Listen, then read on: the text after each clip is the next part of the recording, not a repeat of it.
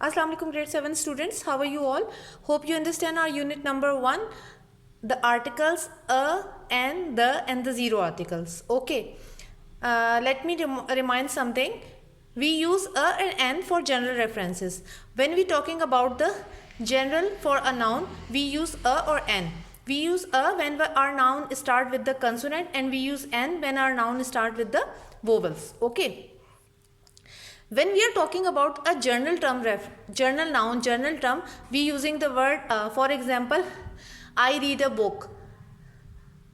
अब मैंने स्पेसिफाई नहीं किया कि कौन सी बुक, मैंने एक बुक पढ़ी, कोई भी बुक हो सकती है, वो हिस्ट्री की हो सकती है, ज्योग्राफी की हो सकती है, कोई स्टोरी बुक हो सकती है, ठीक है, तो किसी की बायोग्राफी हो सकती है। तो मैंने आपको स्पेसिफाई नहीं किया, मैंने एक जनरल बात की है कि I read a book. Okay, तो जब हम कोई जनरल रेफरेंस की बात करते हैं तो हम अ यूज़ करते हैं और एन यूज़ करते हैं, बट हम समटाइम्स किसी चीज़ को स्पेसिफाई कर देते हैं, ठीक है।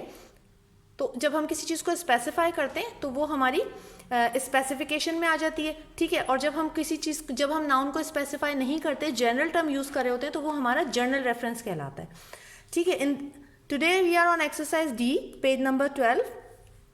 Hope you have completed all your previous work and send it to your classroom. Okay, now today's homework is exercise D. Write G besides the example of general references. I have already told you what are the general references. So हमने क्या करना है इस exercise में, इन sentences को गौर से पढ़ना है, जहाँ पे हमारा जो सेंटेंसेस जनरल रेफरेंस को शो कर रहे हैं उनके आगे आपने G लिखना है, ठीक है। Jason petted a dog in the street. अब अ डॉग की बात हो रही है, कोई सा भी डॉग हो सकता है, तो इसलिए इस मीन ये जनरल रेफरेंस है, तो हमने इसके आगे जी लिख दिया। अब bird is an amazing creature, obviously bird is an amazing creature. अब हमने किसी एक बर्ड को स्पेसिफाई नहीं किया, हमने ऐसा नहीं कहा कि पैरट है, हमने ऐसा नहीं कहा स्पैरो है, हमने एक जनरल टर्म बात की है कि ऑल, एक कोई भी बर्ड हो सकता है वो, ठीक है। अब bird is an amazing creature, तो हम यहाँ पे हमें जाहिर हो रहा है कि this is a general reference, तो हमने जी यूज़ कर लिया, ठीक है।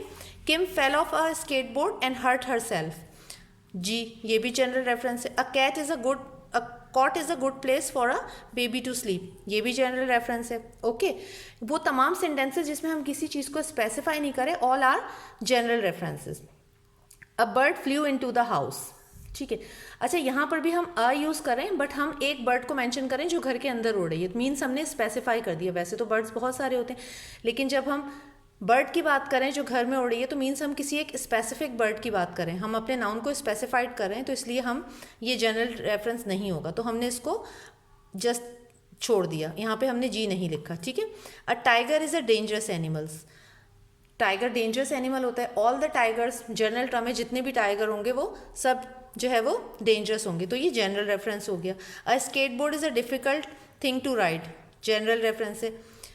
Lamp saw a tiger at the zoo, ये जनरल रेफरेंस नहीं है क्योंकि उसने जू का टाइगर देखा, ठीक है। तो ये हमने टाइगर को स्पेसिफाई कर दिया कि वो टाइगर जो जू में मौजूद है।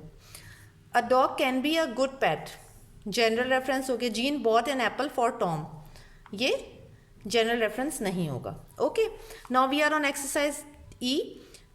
Let me remind zero articles. We can also talk about things in general using no articles or zero articles. हम उन तमाम कुछ sentences की हमने बात की थी जिसमें हमारे पास कोई article use नहीं होता, हम उन्हें zero articles कहते हैं, ठीक है। यहाँ पे आपके पास कुछ exercise E में complete these sentences with the plural nouns in the box. आपने क्या करना है, जस्ट इनको plural nouns से complete करना है। Clowns make people laugh, यहाँ से हमने clowns ले लिया, ठीक है। डैश आर गुड पेट्स, अब यहाँ से आप देख लें, ऑब्वियसली पेंगुइन्स तो पेट नहीं हो सकते, तो डॉग्स आर गुड पेट्स, ठीक है। Banana are very good, bananas are good for you, diamonds are very expensive, penguins live at the South Pole. Understand? Okay, now complete your exercise and move on to page number 13. Okay, exercise F. Look at the picture and read the sentences. आपने इन pictures को देखना है, इन sentences को read करना है। Right अ, N और the in each sentence. अब आपने इन पिक्चर्स को देखते हुए अपने सेंटेंसेस को कंप्लीट करना है विद द आर्टिकल्स। हम यूज़ करेंगे अ, एन और the. Can you pass me the book? Okay, अब आप इस पिक्चर को गौर से देखिए, यहाँ पे बुक को स्पेसिफाई किया गया, एक बुक रखी हुई है, तो क्योंकि स्पेसिफाई किया तो इसलिए हम द यूज़ करेंगे, तो हमने यहाँ पर द कर दिया। Second one, go and put on a jumper. अब यहाँ पे किसी भी जंपर को स्पेसिफाई नहीं किया तो हमने अ लिख दिया, ठीक है। Have you seen the dog, इस पिक्चर में आपने देखा कि वो अपने डॉग की बात कर रहा है, उसके हाथ में उसके डॉग का जो है वो पट्टा भी है, तो वो उस हिसाब से स्पेसिफाई यानी एक मखसूस डॉग की बात कर रहा है, तो इसलिए हमने द लिखा, ठीक है। Do you want to feed the baby, the use किया क्योंकि ऑब्वियसली बेबी यहाँ मौजूद है, एक स्पेसिफाइड बेबी की बात हो रही है, तो इसलिए हमने द यूज़ किया। Okay, this is your today's homework exercise D, E and F. Hope you understand the lecture. Now complete your homework and send it back to your Edmodo classroom. Thank you so much.